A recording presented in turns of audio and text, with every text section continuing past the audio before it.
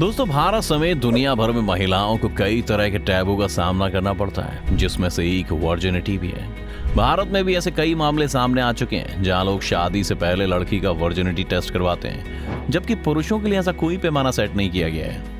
हालांकि समय के साथ ये चीजें कम भी हुई हैं, लेकिन पूरी तरह से खत्म नहीं हो पाई हैं। अभी भी कई देश ऐसे हैं जहां पर शादी से पहले लड़कियों का वर्जिनिटी टेस्ट कराना काफी जरूरी माना जाता है और उसी के आधार पर ये डिसाइड किया जाता है कि उससे शादी करनी है या नहीं। ऐसी एक देश के बारे में हम आपको आज बताने जा रहे हैं जहां वर्जिनिटी टेस्ट के आधार पर दहेज भी तय होता है और शादी भी।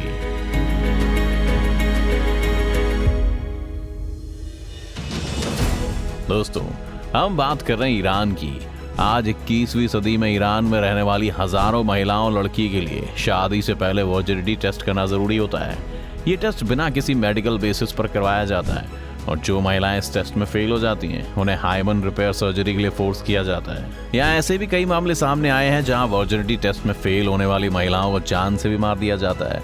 लेकिन ये बात भी बता दें कि वर्जिनिटी टेस्ट का कोई मेडिकल आधार नहीं है, लेकिन ईरान में रहने वाले लोग लड़की पर इस टेस्ट को कराने के लिए दबाव बनाते हैं। इस वर्जिनिटी टेस्ट पर ईरान की महिलाओं का कहना है कि उन्हें ये कैरेक्टर सर्टिफिकेट बिल्कुल भी पसंद नहीं है, क्योंकि उन्हें इसके लिए एक अजीब और गरीब टेस्ट से गुजरना पड़ता है।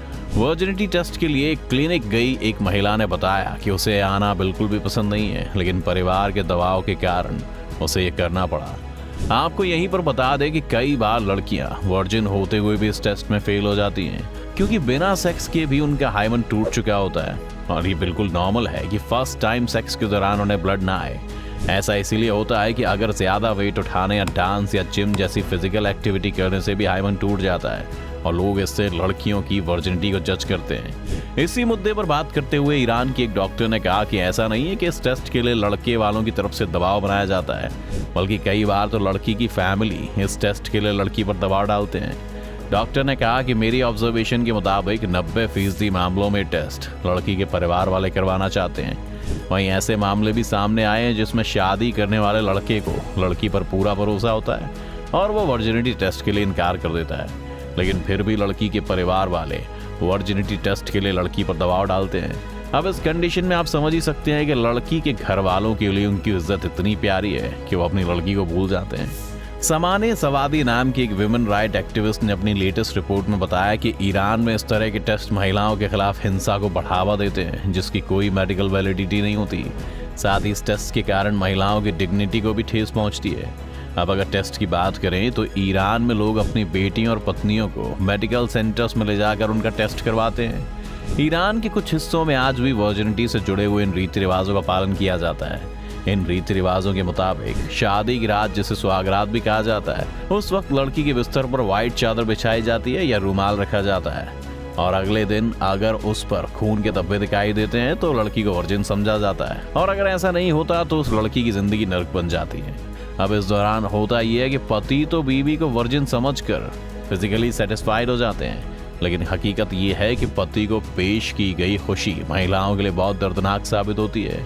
उस पर मजबूरी ये है कि इतना दर्द बर्दाश्त करने के बाद भी वो अपनी तकलीफ पति से लेकर ससुराल में या मायके में किसी से भी शेयर नहीं कर सकती हैं, क्योंकि इससे उनकी वर्जिनिटी सवालों के दायरे में आ जाएगी और उनके अपने ही उनकी जिंदगी नरक बना डालेंगे।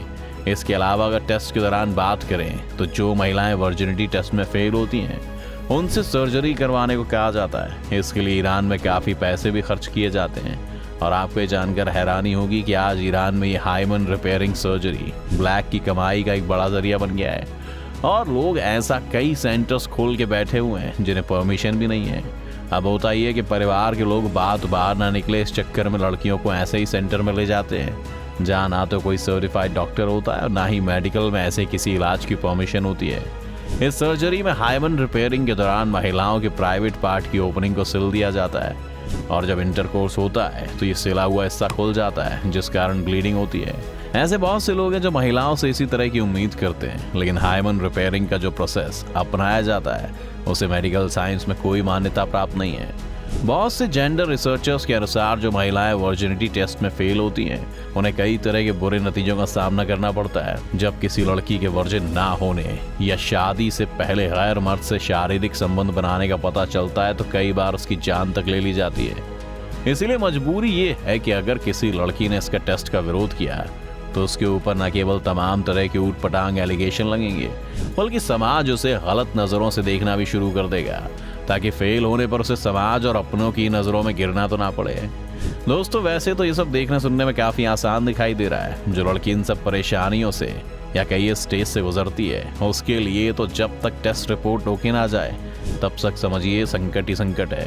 खैर, ये बात ईरान में इतने खुले ढंग से हो रही है, शायद इसीलिए लोगों तक ये बात पहुंच रही है। लेकिन ऐसा नहीं है कि ऐसे मामले में ईरान ही शामिल नहीं है, बल्कि अगर भारत की भी बात करें तो भारत में भी हर साल हाइमन रिपेयरिंग सर्जरी में 20 से 30% के एनुअल ग्रोथ देखने को मिल रहा है, जिसकी कॉस्ट करीब 25 से 30 हज़ार रुपए तक होती है। दोस्तों, आपकी इस मामले में क्या राय है, हमें कमेंट करके जरूर बताएं। साथ ही इस वीडियो को लाइक और शेयर करना ना भूलें और चैनल को सब्सक्राइब भी करें।